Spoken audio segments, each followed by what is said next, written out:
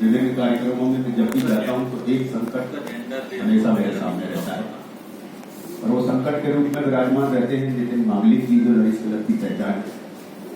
और वो संकट यूं है कि उसके बाद मुझे बोलने को अवसर आता है और जब नितिन मांगलिक जी कुछ बोल चुके हों उसके बाद अगर आपको बोलने का मौका दिया जाए तो मुझे लगता है कि वो सबसे बड़ी परीक्षा की है। आज इस लॉयर्स क्लब मैत्री के डॉक्टर्स एंड सीए डे कार्यक्रम में मंच पर विराजमान क्लब के अध्यक्ष माननीय नरेंद्र सिंह जी, सचिव श्री प्रवीण गुप्ता जी, लॉयर्स क्लब की पहचान श्री नितिन मांगलिक जी, रीजन चेयरपर्सन श्रीमती आशा बलौदी जी,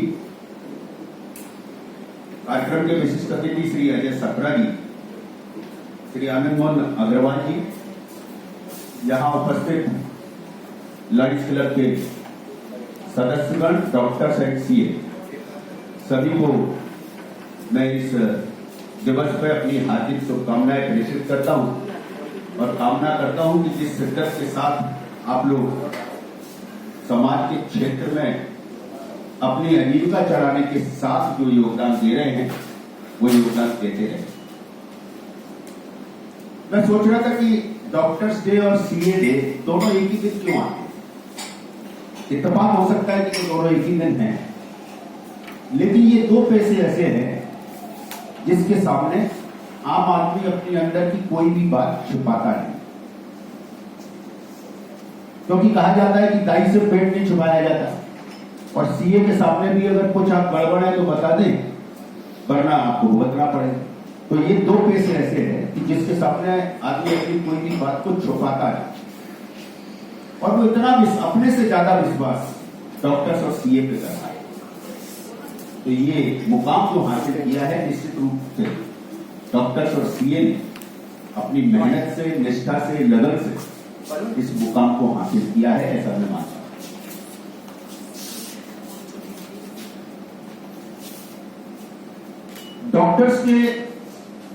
डॉक्टर्स की जो सेवाएं होती हैं वो हमारे बेहतर जीवन के लिए, स्वस्थ जीवन के लिए और दीर्घायु के लिए हम लोग लेते हैं। लेकिन इस अवसर पर मैं एक केरल के आईएमए द्वारा जो एक रिसर्च 2017 में कराया गया था, उस रिसर्च के आश्चर्यजनक परिणामों को भी उल्लेखित करना चाहूंगा कि आम आदमी की औसत आयु 68 से 75 वर्ष थी और डॉक्टर्स की औसत आयु 61 से 62 वर्ष थी।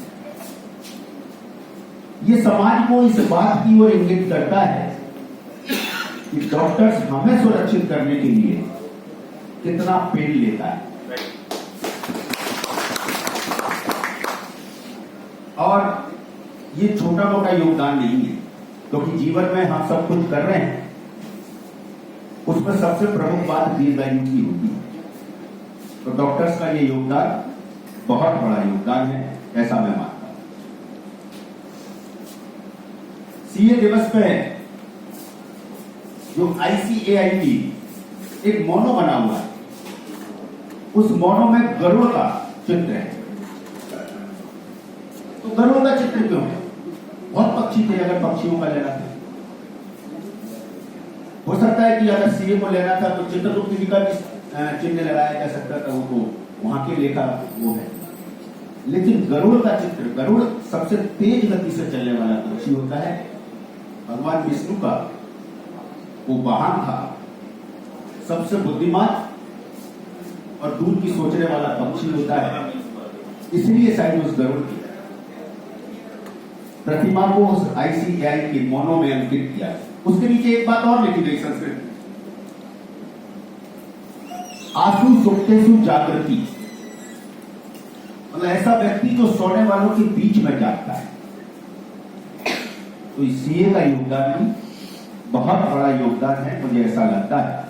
इसलिए इनके सम्मान के लिए जो दिवस मनाया गया है, हम प्रत्यक्ष रूप से, अप्रत्यक्ष रूप से, आजकल सोशल मीडिया का जमाना है, इन दोनों वर्गों को सम्मानित करें, अपने हृदय के भाव उनको रखें, तो निश्चित रूप से उनकी सेवाओं की बेहतरी में हम अपना योगदान दे पाएंगे, ऐसा मैं मानता हूं। क्योंकि आज इस दिवस पे मैं ऐसा भी मानता हूं कि समय परिवर्तनशील है, तो बहुत सारे मुद्दों पर इसी से जुड़े हुए चर्चा अवश्य होनी चाहिए। आज ग्वालियर ही नहीं अपितु पूरे देश में ये देखा जा रहा है कि अगर कोई प्रभावशाली व्यक्ति हो, दूसरा वाला प्रभावशाली व्यक्ति हो तो इमरजेंसी ट्रीट नहीं होती, डॉक्टर्स तुरंत हायर सेंटर पर रेफर कर देते हैं। ये अवस्था क्यों है? इस अवस्था का जिम्मेदार कौन है? इस पर भी चिंतन होना चाहिए, क्योंकि अगर इमरजेंसी ट्रीट होना बंद हो जाएगी तो हमारी जो औसत आयु 68 से 75 है वो घट के नीचे आएगी। मैंने इस गलती में मतलब इस कमी में मैंने बहुत अपने उसके ऊपर अध्ययन किया, केसों की स्टडी की, तो मैंने पाया कि इस विसंगति में दोनों वर्गों का योगदान है। मैं पहले अपनी साइड की बात करूं तो आज के युग में सोशल मीडिया ने, व्हाट्सएप यूनिवर्सिटी ने हर व्यक्ति को डॉक्टर बना दिया। आप अभी यहां बैठ के किसी बीमारी का जिक्र कर लीजिए और गैर डॉक्टर्स के बीच में हर किसी व्यक्ति के पास उसका इलाज है, उसकी टैबलेट का नाम होगा, वो उसके बारे में कुछ ना कुछ कमेंट्स कर सके। बस यही विसंगति इस घटना को जन्म देती है, क्योंकि जब हम किसी नर्सिंग होम में या हॉस्पिटल में जाते हैं तो डॉक्टर से ज्यादा उसका अटेंडेंट उसमें हस्तक्षेप करने की कोशिश करता है और हस्तक्षेप करने की कोशिश करता है और बार बार डॉक्टर्स को उस चीज के लिए कहता है। कोरोना जैसी बीमारी में इस बात को दिखाया, डॉक्टर्स ने अपने आप को सिद्ध करके बताया और अटेंडरों ने भी अपने आप को सिद्ध करके बताया। रेमडेसिविर इंजेक्शन एक कोरोना के बचाव का एक इंजेक्शन था। कोरोना पॉजिटिव आते ही उसके परिवार का अटेंडर इस बात की जुगाड़ में लग जाता था कि रेमडेसिविर इंजेक्शन कैसे इंतजाम करो। डॉक्टर ने नहीं बताया, डॉक्टर ने नहीं कहा कि उसको रेमडेसिविर की आवश्यकता हो सकता है, फेविपिलू से सही हो सकता है या जो भी अन्य दवा है जो डॉक्टर्स लिखेंगे उससे सही हो सकता है, लेकिन पहले वो इंतजाम में लग जाता था कि रेमडेसिविर का अरेंजमेंट कैसे। परिणाम क्या हुआ?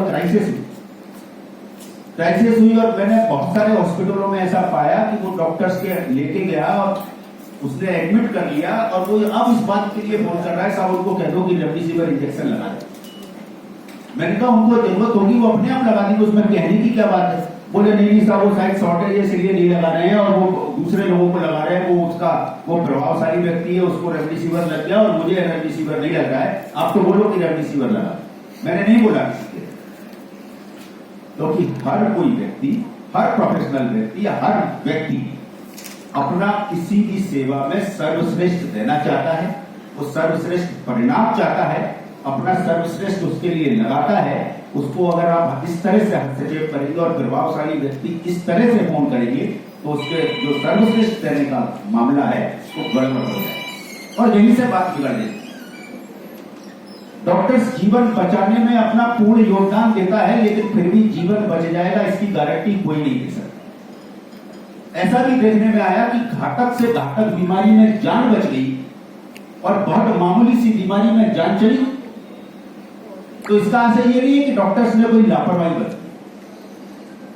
ये बात हम अटेंडरों को भी समझेंगे कि उस चिकित्सा करने के दौरान हम अपने हस्तक्षेप को दूर रखें, जो डॉक्टर्स कहता जाए हम उसका पालन करें, जो जब डॉक्टर्स दवा लेने का समय दे उस समय दवा लें और जो खाने और पीने के लिए बोले उसके अतिरिक्त कोई चीज खाएं पिए नहीं। तो मुझे लगता है कि डॉक्टर्स जो मेहनत करता है उसके परिणाम जल्दी है।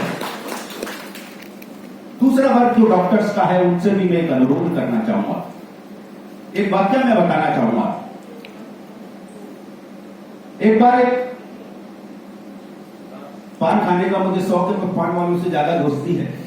एक बार एक पान वाले का भाई जीएच में भर्ती था, उसका ऑपरेशन होना।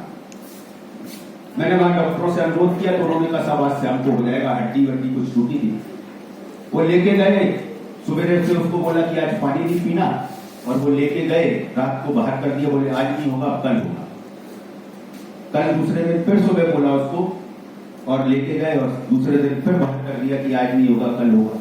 तो अब वो विचलित हुआ, बोले भाई साहब दूसरों के ऑपरेशन तो हो रहे हैं, मेरे ऑपरेशन वो बार बार ले जाते हैं, सुबह से खाना पीना बंद करते हैं और रात को ये बोल देते हैं। तो मैंने कहा तुमने डॉक्टर से बात की कि वो ऐसा क्यों कर रहे हैं? तो बोले साहब डॉक्टर से बात कर रहे हैं तो कोई जवाब ही नहीं दे रहा, कोई बता ही नहीं रहा हमें, तो बात करने की कोशिश करते तो झटक से दूर कर दिया जाता है। फिर मैंने कहा एक आध दिन देखो होगा। ये लगातार जब 5 दिन ऐसा हुआ तो मैंने फोन लगाने की भी कोशिश की, फोन से बात नहीं हुई। तो थोड़ा सा क्रोध आया तो मैं जीएच में पहुंचा और पहुंचने के बाद जो जनता के पास अपनी बात कहने का सबसे मजबूत हथियार होता है मैंने इस्तेमाल किया और मैं वहीं पे फर्श पे बैठ गया। मुझे लगा कि ये गलत हो रहा है। जब मैं बैठ गया तो फिर सुपरिटेंडेंट साहब और सब लोग आए और उन्होंने मामले को समझा और ये समझा कि 5 दिन से क्यों इसको वापस किया जा रहा है। तब डॉक्टर्स ने बताया कि सब इसको जब हम ले जाते हैं ऑपरेशन करने की बात करते हैं, इसका बीपी शूटअप होता है और बीपी शूटअप हो जाता है, इसलिए इसका ऑपरेशन नहीं कर सकते। हो सकता है अगले 5 दिन भी हमें वापस करना हो। मेरे तुरंत समझ में आया, मुझे अपनी गलती का एहसास हुआ और मैंने उनके परिजनों को भी समझाया, उनके परिजनों को भी समझाया। लेकिन मैंने देखा कि ये घटना क्यों घटी। ये घटना इसलिए घटी कि डॉक्टर्स और मरीज के बीच में